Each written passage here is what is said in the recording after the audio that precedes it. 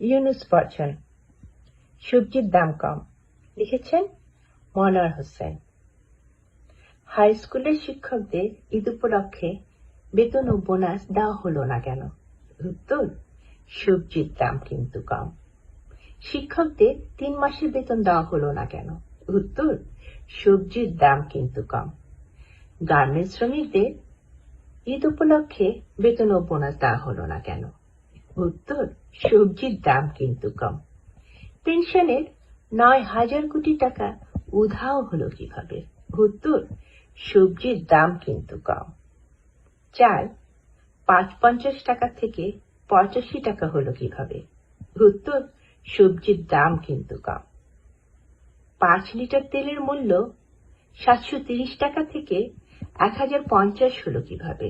উত্তর, সবজির দাম কিন্তু কম। গ্যাস 1300 টাকা থেকে 1700 প্লাস হলো কিভাবে? উত্তর, সবজির দাম কিন্তু কম। সারা দেশে ছিনতাই, চুরি, ডাকাতি এবং ধর্ষণ বেড়ে গেল কেন? উত্তর, সবজির দাম কিন্তু কম।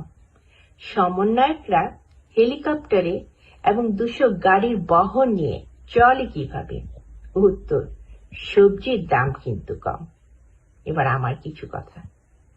5 আগস্টের পরে সারা দেশে নিরীহ পুলিশদের নির্মমভাবে হত্যা করে ঝুলিয়ে রাখা হয়েছিল কেন?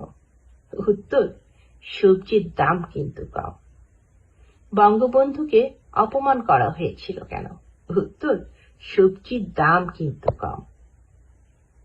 মুক্তিযোদ্ধাদের জুতার মালা পরানো হয়েছিল কেন? উত্তর, সবজির দাম কিন্তু কম। শিক্ষকদের অপমান কেন করা হয়েছিল?